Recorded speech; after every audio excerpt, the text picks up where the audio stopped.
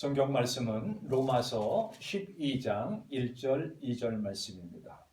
그러므로 형제들아 내가 하나님의 모든 자비하심으로 너희를 권하노니 너희 몸을 하나님이 기뻐하시는 거룩한 산 제물로 드리라. 이는 너희가 드릴 영적 예배니라. 너희는 이 세대를 본받지 말고 오직 마음을 새롭게 함으로 변화를 받아 하나님의 선하시고 기뻐하시고 온전하신 뜻이 무엇인지 분별하도록 하라. 아멘. 오늘은 바울의 권면에 대해서 말씀을 드리겠습니다. 1절에 보면은 형제들아 내가 하나님의 모든 자비하심으로 너희를 권하노니 라고 말씀하고 있습니다. 바울의 권면이지요. 바울의 권면은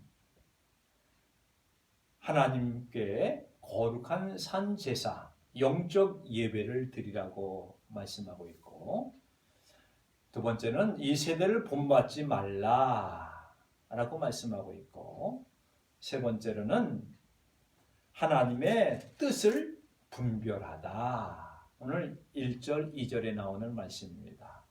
먼저 1절에 나와 있는 말씀, 영적인 예배에 대해서 말씀을 드리려고 합니다. 예배에는 두 종류가 있습니다. 보통 구약시대를 설명할 때에 가인의 제사와 아벨의 제사가 있습니다. 하나님께서 가인과 그 예물은 받지 아니하시고 아벨과 그 제물은 받으셨다라고 말씀하고 있습니다.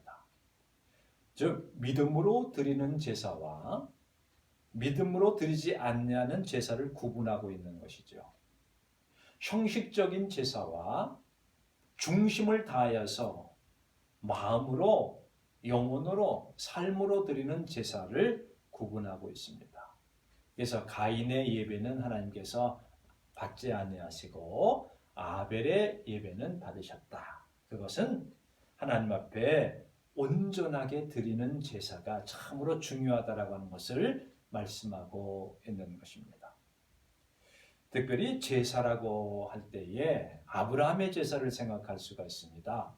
아브라함은 100세에 낳은 아들 이삭을 하나님께서 모리아산에 가서 번제로 드리라고 할 때에 아브라함은 이삭을 데리고 모리아산에 올라가서 하나님 앞에 제사를 드렸던 사람입니다. 물론 여호와 일에 하나님께서 미리 예비해 놓으신 수양을 드렸고 이삭을 데리고 다시 내려왔습니다마는 정말로 아들을 산 제사가 되어졌던 분이 바로 아브라함의 제사입니다.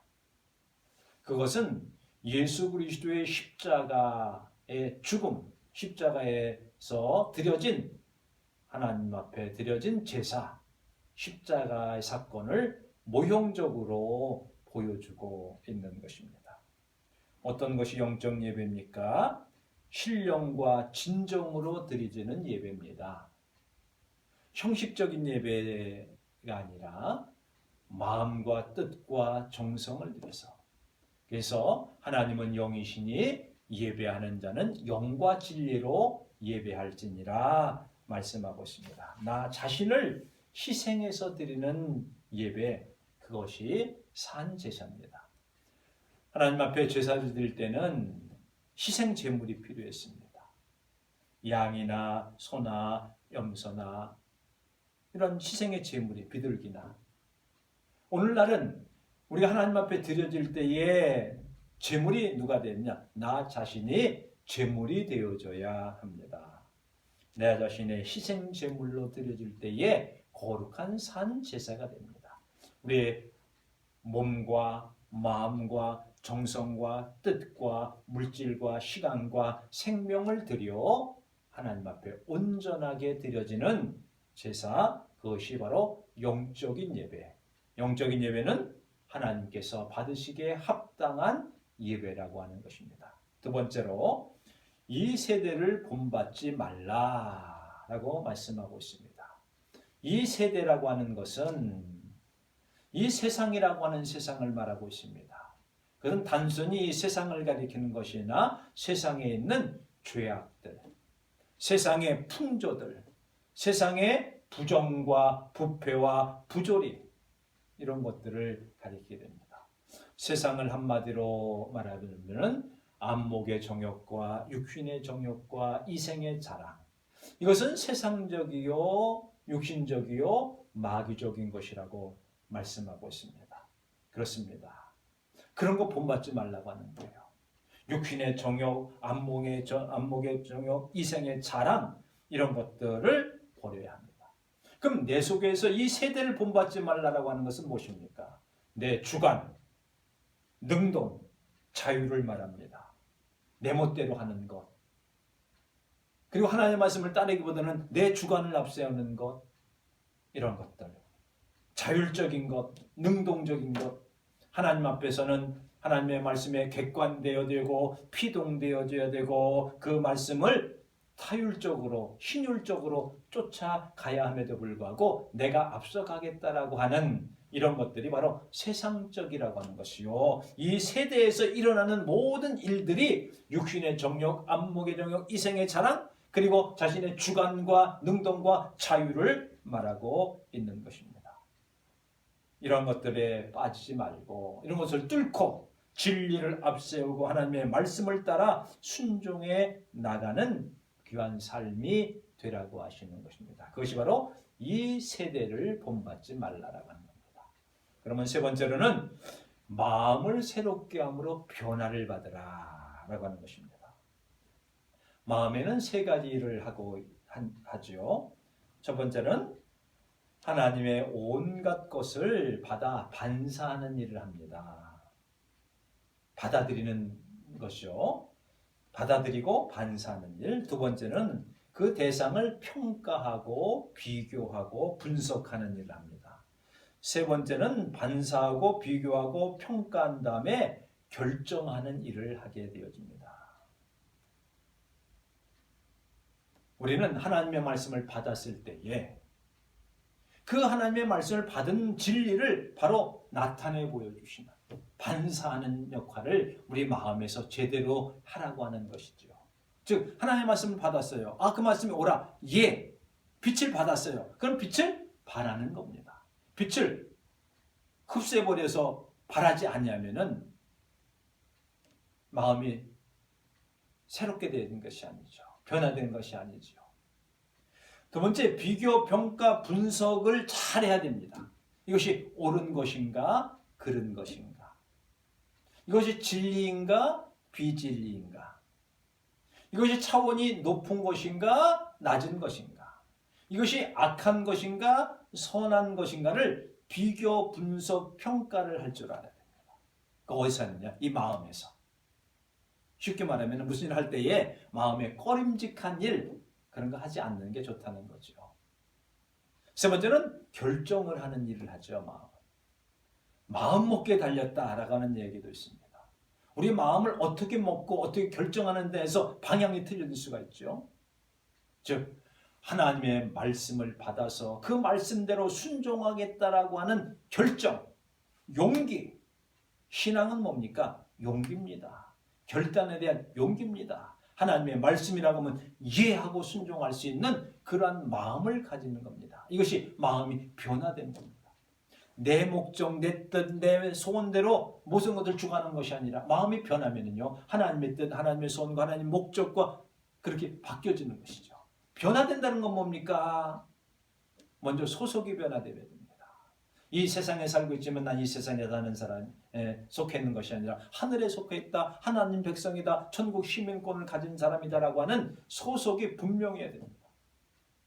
입장이 전화되어야 됩니다. 나는 하나님의 자녀의 입장으로 모든 것들을 바라볼 줄 알아야 됩니다. 하나님의 자녀로서 어떻게 살아나갈 것인가? 주권이 변화되어야 됩니다. 주권은 변화되는 것이 무엇입니까? 내 주권을 가지고 내가 하는 것이 아니라 하나님의 주권을 순종하고 주권대로 살아나가는 겁니다. 거기 여러 가지 붙이면 여러 가지가 있겠죠. 추구나 취미나 모든 것들이 다 변화되어지는. 그것은 우리 속에서 하나님 말씀이 들어올 때에 변화되어야 됩니다. 그래야 이 세대를 본받지 아니하고 승리할 수가 있게 되어집니다. 네 번째로 그럼 하나님의 뜻을 온전히 분별하라 라고 합니다. 하나님의 뜻이 어디 있습니까? 하나님의 뜻은 특히 바울은 이렇게 말하고 있습니다. 항상 기뻐하라, 쉬지 말고 기도하라, 범사에 감사하라. 이는 우리 주 예수 그리스도 안에 있는 하나님의 뜻이니라. 내가 무슨 일을 결정할 때에 하나님, 내가 이렇게 할까요? 저렇게 할까요? 하나님의 뜻이 어디 있습니까? 결정해 주세요. 그래서 결정하는 이것이냐 저것이냐가 문제가 아니라 이것을 결정하든지 저것을 결정하든지 내가 기쁘고 감사하고 찬양하고 기도할 수 있으면, 내 마음에 흡족함이 있으면 하나님의 뜻을 받아들이는 것으로 내 마음에 느껴지면 그것이 바로 하나님의 뜻이 되어지는 것이죠. 그리고 내가 그것을 결정, 하나님의 뜻은 무엇입니까? 그래서 세 가지를 말씀하고 있어요. 선한 것이다. 하나님의 뜻은 선을 이루어나가는 거예요. 진리를 이루어나가는 겁니다. 올바르게 되어지는 겁니다. 기뻐하시고, 또한 하나님의 뜻은 우리 마음에 기뻐하는 것입니다. 기뻐하는 것이죠.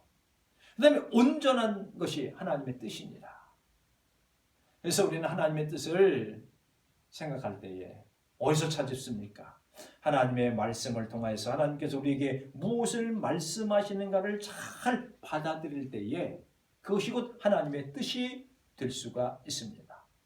마음이 변화되지 아니하고서는 하나님의 뜻을 알 수가 없습니다.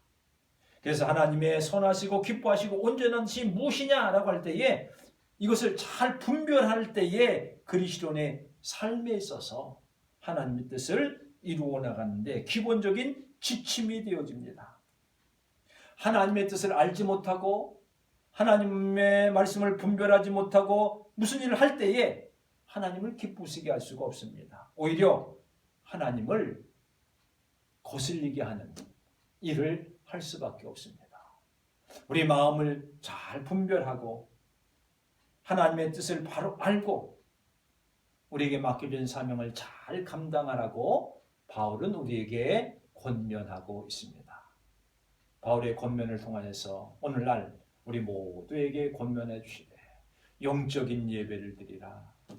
이 세대를 본받지 말고 하나님의 마음이 변화되어서 하나님의 뜻을 따라 순종하며 살아나가는 바울의 권면을 잘 듣고 믿음으로 살아나가시는 귀한 성도들 되시기를 주님의 이름으로 축원합니다. 기도하시겠습니다. 하나님 아버지, 그 크신 사랑과 은혜를 감사합니다.